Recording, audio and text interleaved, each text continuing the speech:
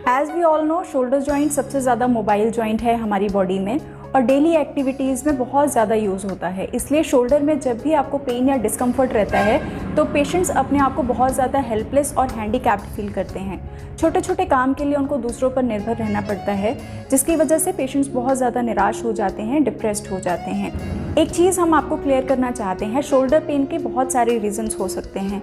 हमने अपने clinical practice में देखा है कि पेशेंट्स को अगर शोल्डर पेन रहता है तो वो उसको फ्रोजन शोल्डर का नाम दे देते हैं, बट ऐसा बिल्कुल नहीं है, ये चीज़ बिल्कुल गलत है।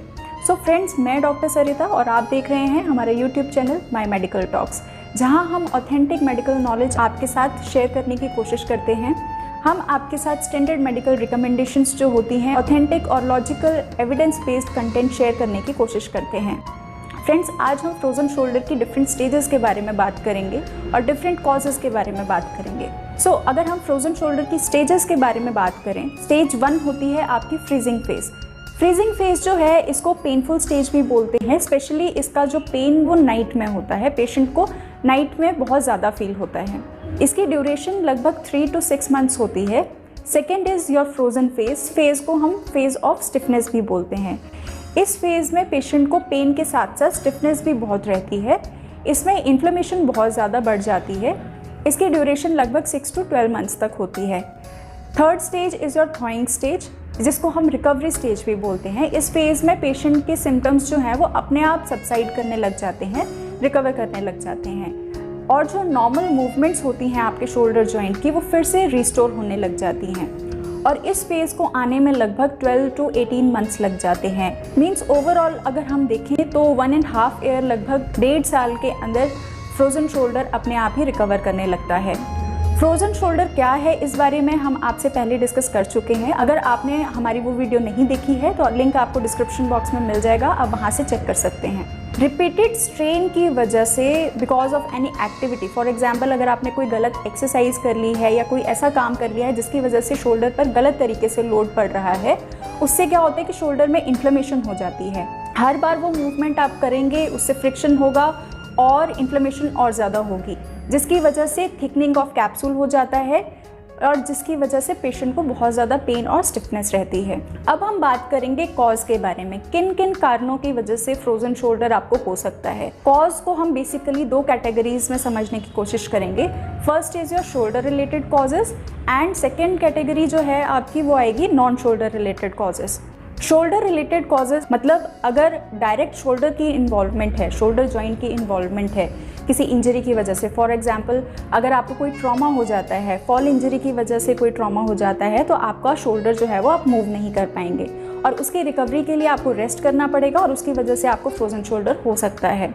Second is your tendinitis. Tendinitis means अगर किसी भी जर्की मूवमेंट्स की वजह से आपको या जर्की स्ट्रेन की वजह से आपको टेंडन की प्रॉब्लम हो गई है, शोल्डर जॉइंट के जो टेंडन्स होते हैं उसकी प्रॉब्लम आने से आपको रेस्ट करना होगा आपकी रिकवरी के लिए और उसकी वजह से आपको फ्रोजन शोल्डर हो सकता है। Third is your rotator cuff injury.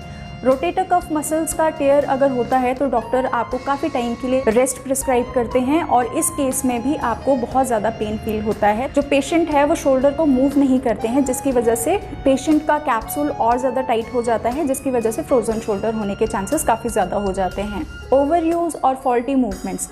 आजकल एक्सरसाइज का क्रेज़ बहुत ज़्यादा हो गया है। पेशेंट्स फॉल्टी एक्सरसाइज करते हैं जिसकी वजह से आपको मसल पुल हो सकता है, आपका टेंडन टेयर हो सकता है और इन प्रॉब्लम्स की वजह से आपको फ्रोजन शोल्डर हो सकता है। Next is your poor sleeping posture.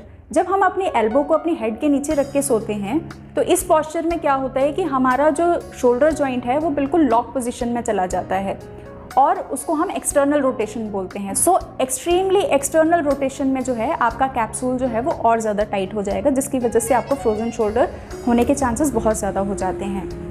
तो ये हमारे हुए कुछ shoulder related causes. Non shoulder related causes जो है वो भी एक रीज़न हो सकता है, जो डायरेक्टली मीन्स जो आपके डायरेक्टली शोल्डर जॉइंट की इन्वॉल्वमेंट नहीं करते हैं, डायरेक्टली शोल्डर जॉइंट को टारगेट नहीं करते हैं, बट किसी और रीज़न की वजह से या किसी और डिजीज़ की वजह से आपको फ्रोजन शोल्डर हो जाता है। फॉर एग्जाम्पल डायबिटीज़ के केस में, थायराइड के केस में कैप्सूल की थिकनिंग हो जाती है, जिसकी वजह से फ्रोजन शोल्डर हो सकता है।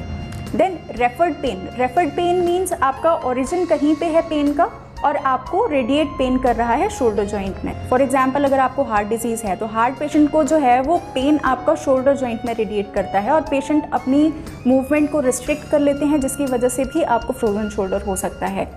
प्रोलॉन्ग स्लिंग यूसेज की वजह से, मींस किसी भी चोट की वजह से, लाइक अगर फ्रैक्चर हो गया है उसकी वजह से स्लिंग यूज़ करना पड़ गया है, शोल्डर जॉइंट को इमोबिलाइज करके रखना पड़ गया है काफ़ी टाइम के लिए, तो उसकी वजह से मसल टाइटनेस हो जाती है, कैप्सूल और ज़्यादा थिक हो जाता है और फ्रोजन शोल्डर होने के चांसेस बढ़ जाते हैं।